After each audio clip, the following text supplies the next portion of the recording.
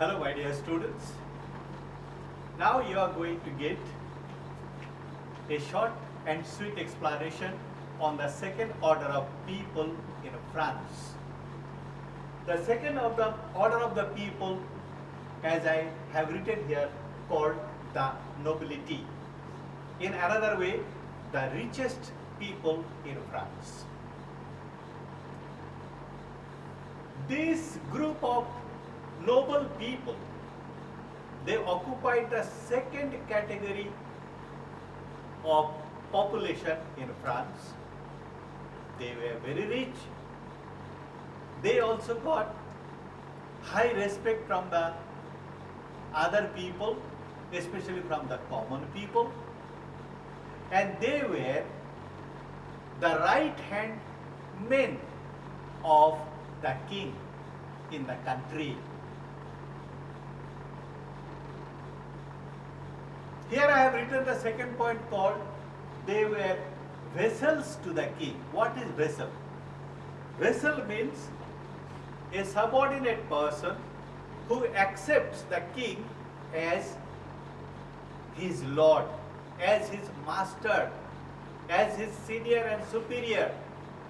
So vassal is a person who accepts the superiority of the king.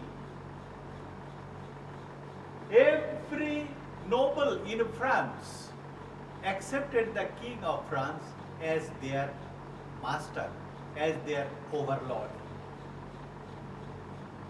In return to that, what happened? What did the king give to them? The king gave huge areas of land to each of the nobles. Not only that, the king made a bond between the noble and the king. And according to that bond, the noble had to accept the superiority of the king, and in time of need, the noble should help the king, and in return, the king should give protection to the nobles. This was the summary of the contract or agreement, or you call it the certificate of respect to each other. In this way, there was a close relationship in administration between the king and the nobles. Now nobles, they were rich people in the society. They had huge areas of land, thousands and thousands of acres of land, over which they had command. They cultivated with the help of the farmers. They kept the product for themselves. They appointed the servants under them according to their requirement. Besides that, the nobles held all the government jobs in the country, all the government jobs. These nobles were so powerful that they could collect the tax from their own people without the permission of the king. In this sense, the nobles were a mini king to their own area. Not only that, within their area,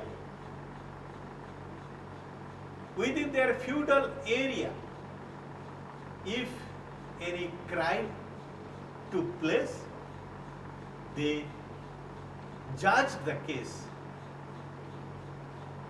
punished the culprit, and in this way they held a court of justice and conducted the judging welfare work according to the need of the time and the situation. They even were allowed to make a set of army for themselves. They could keep a band of army.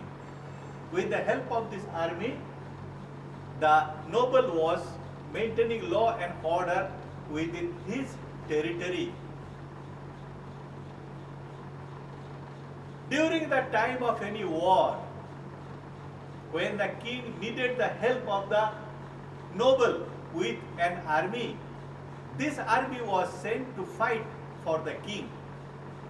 In this way, the noble was so rich, so capable to maintain an army because of their huge area of land and its income from it.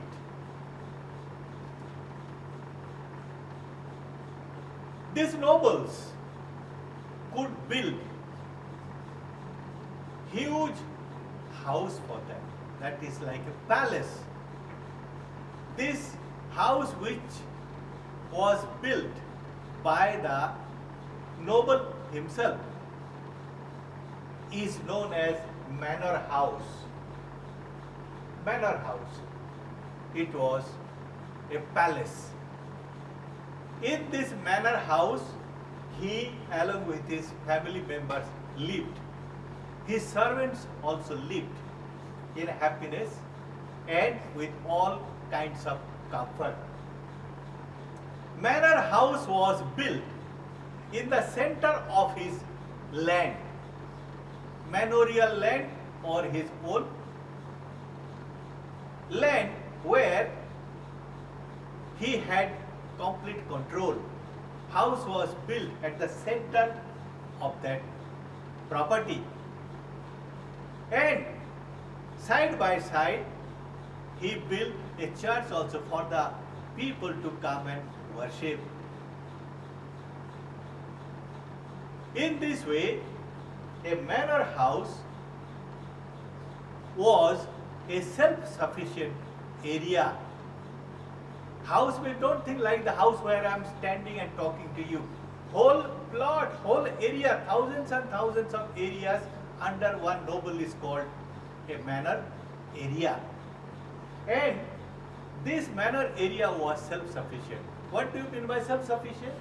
It means within that area, fruit crops were grown, manor lord was eating, all the farmers who were living there were getting the fruit, who were getting the neighbor, they also were getting the food and crops and grains. In that manor house, there were carpenters to do the woodwork, masons to do the building work, goldsmiths to make the gold jewelry work, blacksmiths to do the blacksmithy work. Besides that, the children were working in the brewery of the manor lord. What about the women of the farmers? These women were weaving clothes for themselves and for the family of the manor house members. In this way, practically all that was needed for daily use was available within the manor house. That what it is called the self-sufficiency of a manor house. But one thing I write here is that yet needed some things. There were certain things which were not available within the manor house. What were the things? Luxurious things were not available.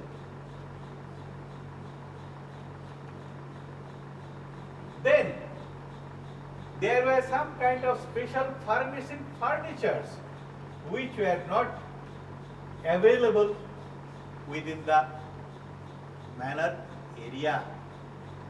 Musical instruments were not available within the manor house.